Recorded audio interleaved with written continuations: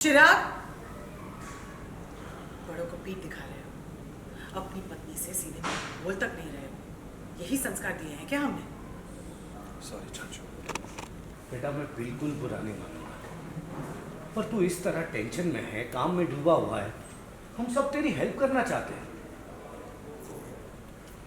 का माँ बनने वाली है चिराग, तुम बस इसी बात से परेशान हो, है ना?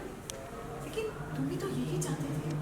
हर पूजा, हर कोशिश में तुमने उसका साथ दिया, तो फिर क्या हुआ? हाँ माँ, मैंने हमेशा साथ दिया क्योंकि मैं चाहता हूँ मेरा अपना भी हो। तो फिर क्या बात है चिराग, तू इतना डिस्टर्ब क्यों लग रहा है? देख बेटा, हमसे ज़्यादा तू अच्छे से जानता है प्रेगनेंसी किसी भी औरत के लिए कितना टफ टाइम होता है। इसमें पति और अंडरस्टैंडिंग होना चाहिए ना बेटा। तो उससे गुस्सा रहेगा तो बेबी और उस पर क्या असर पड़ेगा।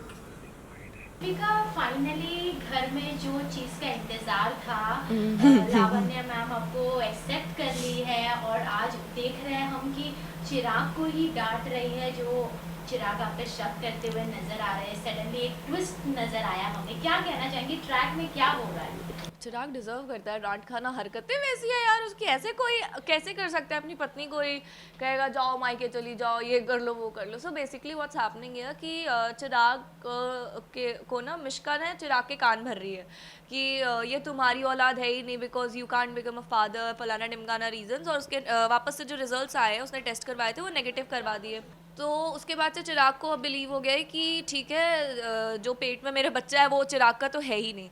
तो वो ठेके पे जाता है, दारू पीता है, फिर मैं उसको कॉल करती रहती हूँ, वो आंसर भी नहीं करता है कॉल को। फिर मैं जाती हूँ बाहर चिराग को खोजने के लिए, इतना इधर उधर घूमते फिरते। फिर शिल्पा दीदी का कॉल आता है और बीच में मुझे एक एक्सीडेंट दिखता है जहाँ पे सेम चश्मे पड़े होते हैं डॉक्टर साहब के। मुझे लगता है अब तो हो गया कांड जो होना था।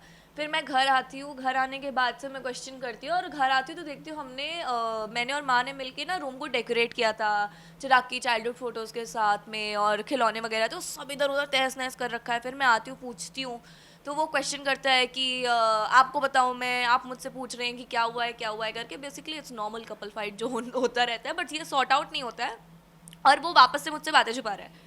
फिर उसके बाद से हम डाइनिंग टेबल पे बैठे रहते हैं, मैं उसका फेवरेट कचौड़ियाँ भी लेके जाती हूँ तो भी उसके लिए मना कर देते हैं डॉक्टर साहब।